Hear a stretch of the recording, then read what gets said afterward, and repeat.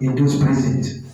Part of our responsibility is to manage the budget. That is the taxpayers' budget. The money that they given in the covers of the government of the county to have good life, to have infrastructure, good roads, mitigate our floods, protect us in time of disaster, to have better access to healthcare, emergency services, to have education structure, buildings, and the life of all those young students who are going to schools to become a greater law-abiding student or citizen tomorrow. To have developmental things that will bring people attracted to our counties.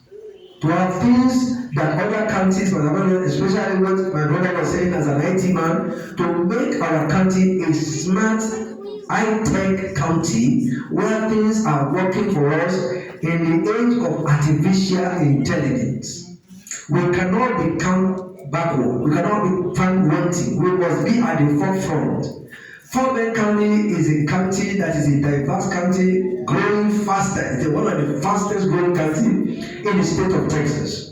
And it's so diverse that all races of the world, whether you are African American, European American, Asian American, or mixed race, we are all here at equal proportion. Between 25% and 30% of residents were equally and evenly distributed in Fort Bend County. Now, this prison that I've represented is one of the most fastest growing prisons and one of the areas where small business and large business alike have domiciled their companies.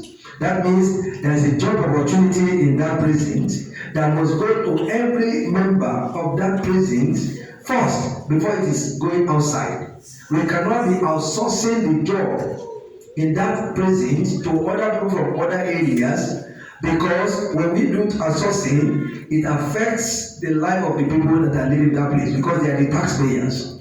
The taxpayers must enjoy the best watertight security in their environment.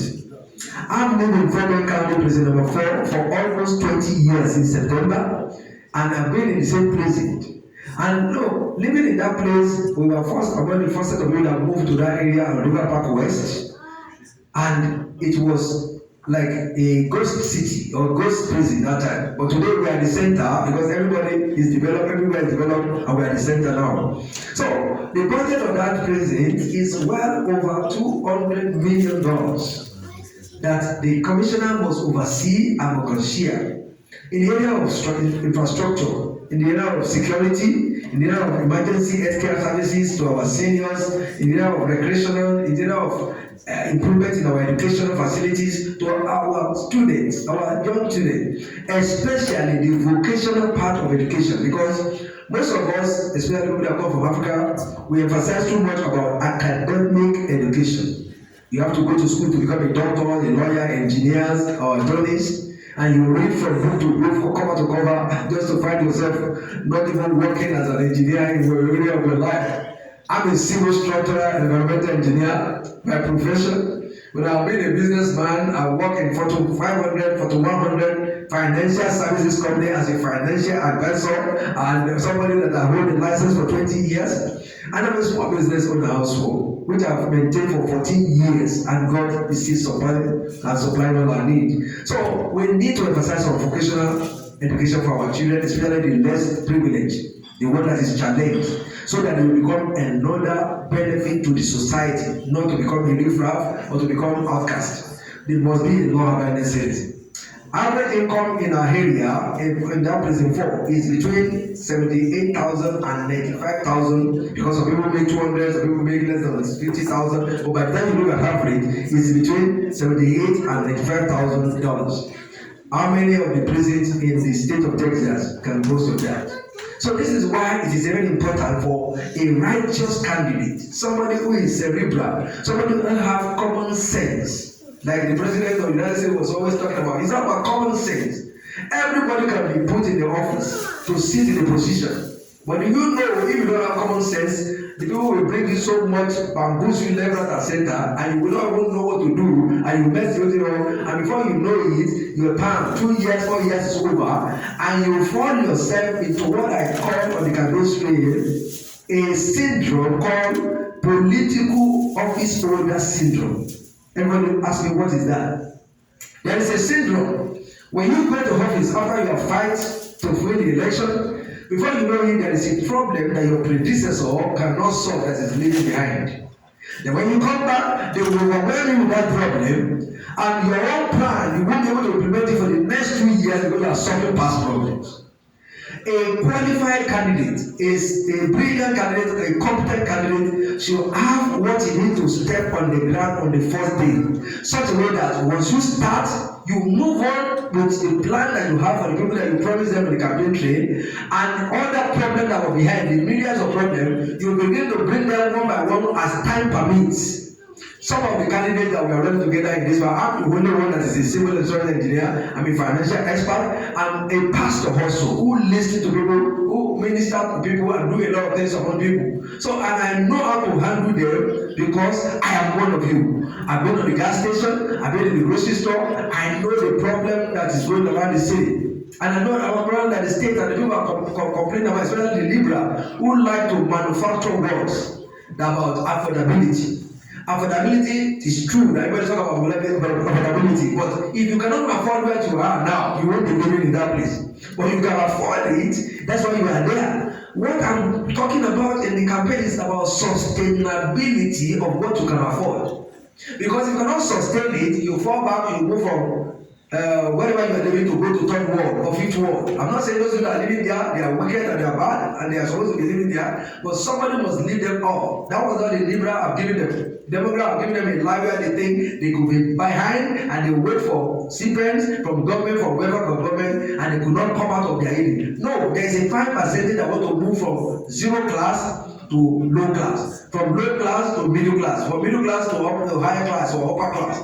We should. This is what my campaign is all about. How are we going to sustain people, retain people in the position where they want to be, and reliably and dependably on whatever the source of income is. So I won't take too much of the time because I'm already saying it, and I believe God has sent me after almost 40 months of what I went through in an ordeal. The whole of you will see on the website ayabami.com. The Lord brought me back. Said, go and do for my people what I sent you to do, because you have not even started and you cannot come back home. That is why I was returned back from death 40 months ago by counting. And I believe this is the time that I have to activate this opportunity, allow you and my brothers and my sisters and everybody listening to me, watching my video or listening to my audio, to come out and let's put the righteous candidates in the office. My brother that is running, another brother that is coming, all of us that are running, let us put the people that are righteous. We are all Americans. The love of America is in our heart. We have given it all, sweat, blood, tears, to make America great again, to make Texas great again, to make Fort Bend County President Ford great again, as a star candidate for sustainability, transformation, accountability, and reliability. And your own special one, the one that you celebrate with us, come Tuesday, March 3rd, the election day, Pastor Abela Jeremy. And I'm going to yield for now so that we can go on, and I'll come back to talk more and share with you what is the vision that we have. May God bless you. Thank you for coming. Thank you very much, sir. And now can we please welcome Honorable Dominique to please come for the closing remarks on vote of thanks. A round of applause as he takes. Thank you, Deborah.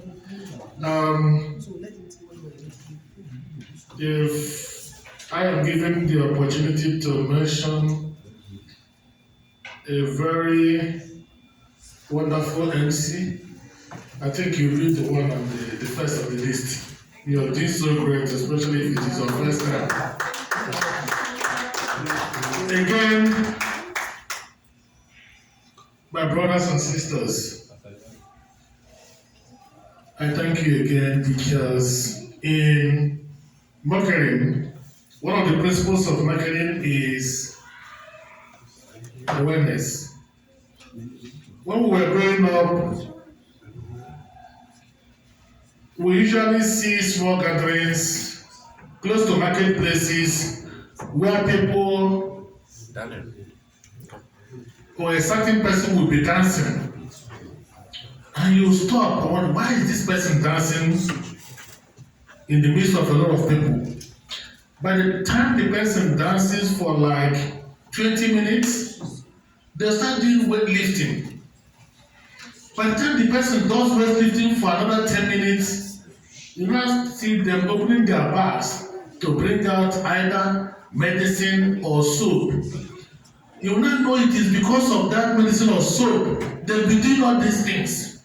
So the number one thing in marketing is attraction. They will need something to do to you so you get attracted. You start wondering, what are these guys doing? As soon as they have gotten your attention, then they start selling the product to you. So the essence of tonight is attention. Let us, for the first time, gather and be able to have self-evaluation. Before we have that self-evaluation, we have self-assessment. Let us sit down and assess. What is liberalism?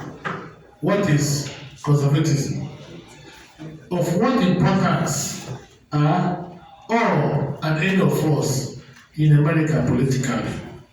My brother has left, Stanley. Stanley said he's not a politician.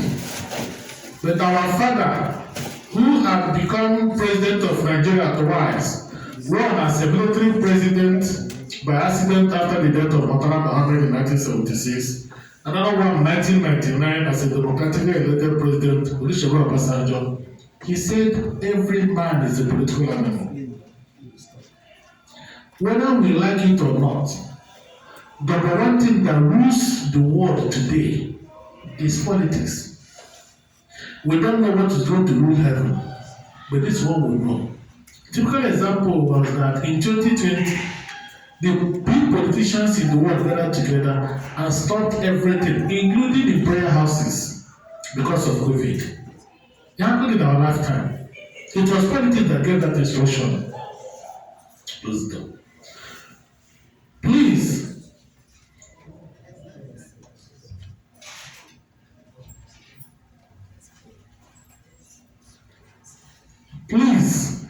this conservative awareness continues even after the March 3rd Tuesday election. Let us come, have a self-assessment, self-evaluation. What are we going to do while we are here in America? Fortunately or unfortunately, we have become citizens. We are part and parcel of this. Are we liberals who believe in welfare so that at the end of the month, the government will give us what they want to give us? Or are we conservatives who work hard, make our living, decide what we do with our money? That's only two different principles. But I can assure you, we have the numbers here to make a difference. Our friend, KP George, he won the election as the county judge of Fort Bend County under the Democratic Party. The Indians, all of them, voted for him. Today, KP George is running for the same county judge, now as a Republican. He was there with us last time. Now as a Republican, the whole Indians are now going with him to the Republican Party to vote for him again. That's what politics is all about, interest. And I keep telling people, if our people are not on the Democratic ballot, go to the Republican, raise our people, and vote for them. There is no way Ayobami will be a commissioner. Any of us here, bros, how you doing now? Just simple that our common language will make him have attention. How are you? Are you from Nigeria? That's number one thing. And there is no way Nigerians will go to his office. And let me tell you guys one thing. Do you know that we do not have the Nigerian Center? But we can get a Nigerian center by having our people in the corridors of power. Nigerian center is an enactment of law. Go to from Between 8 all the way to Highway 6, Between 8 and Belen, all the way to Highway 6. Vietnamese had them. Chinese came and joined them. Robert Ford is there, have been there, and made things. Where are we? Do you know it is possible in this history that Nigerians are more than Vietnamese here? Correct. What does it take to vote? Nothing. Just come there, vote, exercise this right. It is the right that can make us very, very, very important. So I call on you guys once again. I do not want to bore you. This is a closing remark. Let us on Tuesday go there. If you vote Democrats and your vote has improved to make a Democrat win, Republicans will come after you. They want you, they want that vote next time. If we vote Republicans, because we have our Republican voters running, Democrats will come after you. That is when Nigerians in America will now be comfortable to decide. Because in any political discussion, it is, can you give me vote? If I give you my vote, what will you give me? Some of us do not know that every congressman has the power to give you citizenship. For every time. A senator has the power to give 6 people citizenship throughout 6 years of his term. You know when they'll give it to you? When they know your people are instrumental to his winning his election. You guys don't know. You don't need to go for any interview. The congressman will use his letter to write and you're giving your citizenship. No interview, straight. Congressman 4, Senator 6. How will he give it to you when he goes to his ballot that made him win the election? There's no name that looks like yours there. Everywhere election, politics are by interest. I was telling my people during our meeting last time, they said, how did they continue to appoint stupid people in the affairs of Nigeria? I said, election not the couple. You will know something, election not the couple. If they tell you go do election, they don't say, oh, I see security in Nigeria. So when people take this go Nigeria finish, they appoint them. You can't tell them say they be foolish. You will know something, why you not go now? Yourself don't need to tell you to go Nigeria and participate. So please, politics is all about participation. Let us rise up and participate. We have an upcoming Lincoln-Reagan dinner, which is an annual event of the Republican Party. In that dinner, the last time they had it, the Indians had 5 tables, right? 5 tables. 5 tables. They have a pact. We don't even get one. Many and Max go join our Indian friends to make up table for them. That's right.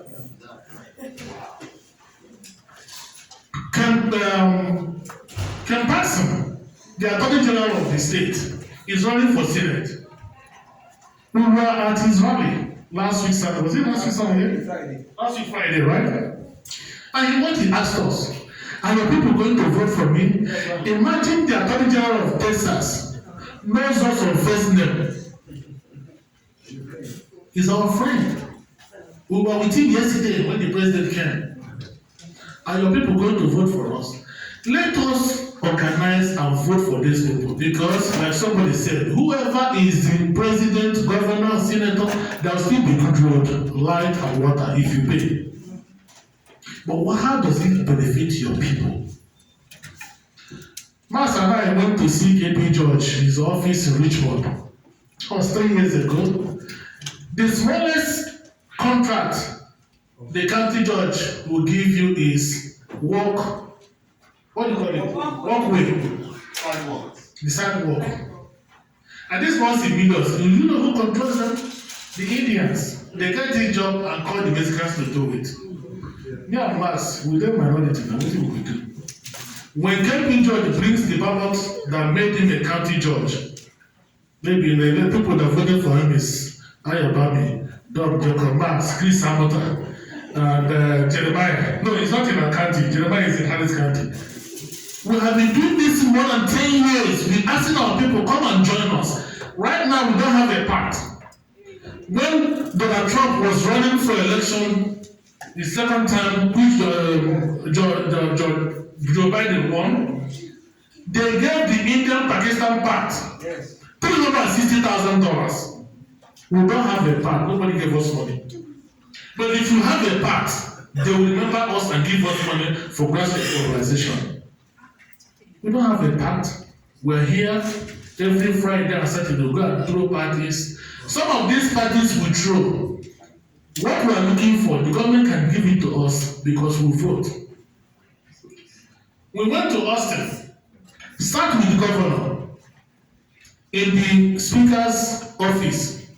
The governor called him, Max, do you guys know that you have a minority funding? It is here for you guys to come and assess it if you vote. That's him. Brother Abbott called him. That is the extent we have been. That's so far we have gone. But the journey of quality is not an individual, it's a collective thing. The only way we can make it collective is when we come out to vote.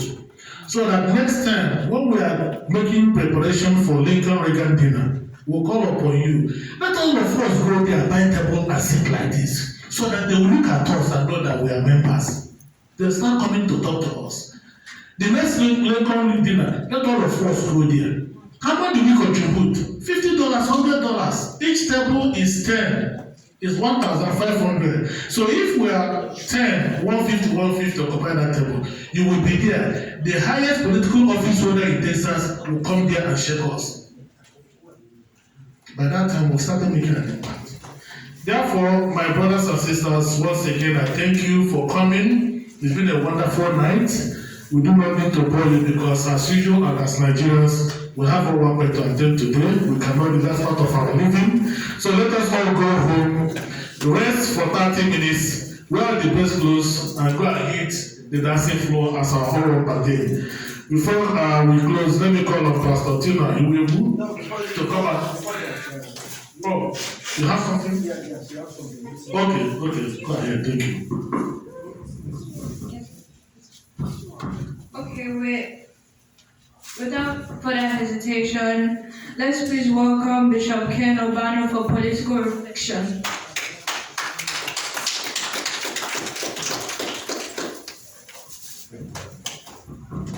Ladies and gentlemen, I want to thank every one of us for tonight. The last time I came, Max told me something that was touching. Max said he had an encounter with the governor, and the governor asked him, I need 50 people. If you give me 50 of your people, I'll give you a district. If I get 50 of your people, I'll do something for you. Brother, he found none. And I believe by God's grace, we are more than where we were, what we were last time, Pastor Ayobami.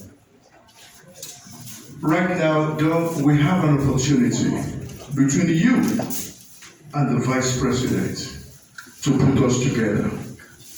This forum alone that we have formed is powerful enough to take us to where we want to go.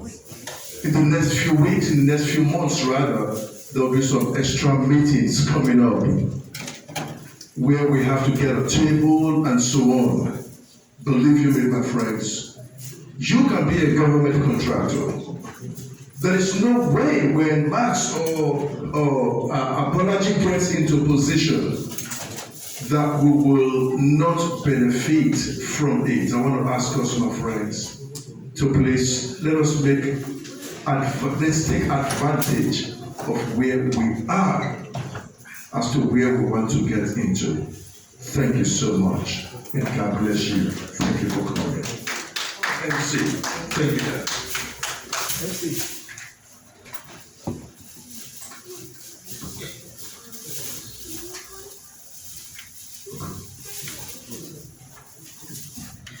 Okay, up next is, can we please welcome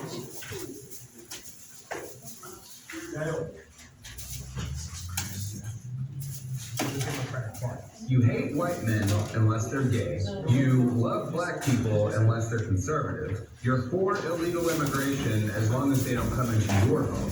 You want to ban guns, but you want the government to still have theirs. You hate capitalism, but you expect these corporations to change their logo for Pride Month. You hated slavery, so you hate the party that was formed to abolish the slaves. You hated slavery, but you align with the party that was for keeping slaves. You don't recognize two genders unless you're talking about their hormones. You hate American values, but yet you want to still live here. You say black people can't be racist, but Candace Owens, Thomas Sowell, and Larry Elder are white supremacists. You want to ban guns to save children, but keep abortion to murder them. Okay.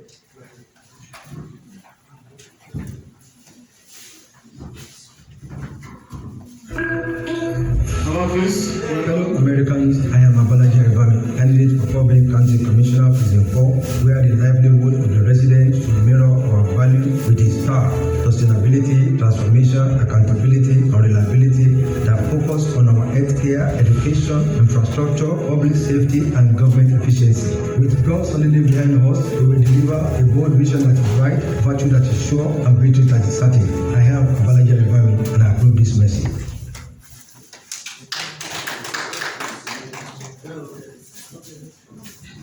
Thank you. Sorry. While our MC was trying to get into the next item, one of our brothers, also a contestant, is also one of the founders of the Conservatives Assembly, Honorable Christian Amota. He was one that I said went to bring another pan of rice. They say in the house of the Lord, everything is abundant. So, Honorable Chris, we have mentioned your name. Chris Amota is a Nigerian American running for Texas Congress. Texas Congress 76, right? Yes, 76. Please, can you stand up, greet people here, and make a 2 minutes remark, because you came late to almost close it. Thank you. All right, good evening, everybody, and I apologize for the time that actually took me to get the food for everybody. My name is Christian Amota, and I'm running for Texas Representative House District 76. One of my core values as a good Republican, a conservative Republican, is integrity, unity, and progress. A couple of things are my priorities as I'm running for this election. One, the senior citizens. I believe we should do more for the senior citizens of this great country and the great state of Texas. Two, quality education. I believe that we need to do more to improve the standard of education for our children, because our children, the future of this great country, this great state, belongs to our children. Three, crime. With the high rate of crime in this society, I believe we need to do more. And how can we control crime? We can control and reduce crime by, one, empowering the law enforcement and correctional agencies to continue to do their job and keep us safe in the society. Two, ensure that we have good investment coming into the great state of Texas to help create jobs for the idle minds. Because even the idle minds have financial responsibilities. And if they don't have a way to pay for their bills, care for their loved ones, the only way out is crime as a means of survival. So we need to do more on that. Three, we need to give rights to the people to practice or not practice their religion. This state has, or this country has, a lot of different kinds of religious groups, and the Constitution supports we, the people, to practice or not practice a religion. I believe we also need to strengthen on the freedom of speech. People need to have the freedom to speak freely because the Constitution accords them those rights. 3, 4, we need to strengthen our border security. A country without a border, a state without a strong border is a weak state or a weak country. And we need to do more about those. We also need to do more on fighting substance abuse and drug peddling in our society. Drugs and this substance abuse have mentally dilapidated the mental stability of a lot of people. And if we do nothing about it, it will continue to erode the mental stability of the great people of Texas, and not just the great people of Texas, the people of this great country, United States of America. So we need to do a lot of jobs to fight those. There's a lot that I believe that we can do. Because of the time that they gave me, I believe that together, if you can come out on this election day and stand behind me, together we will fight and build a greater Texas. Thank you, and may God bless you all.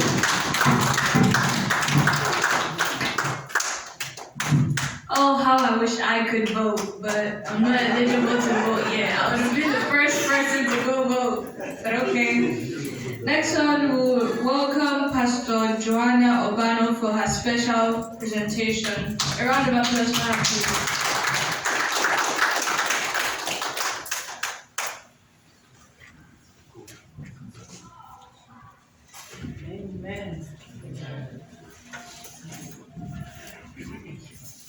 What an honor it is to be tonight, and for me to get a presentation to give the award that has been given to Abuja Ayubami, an Order of Merit from the Republican National Committee.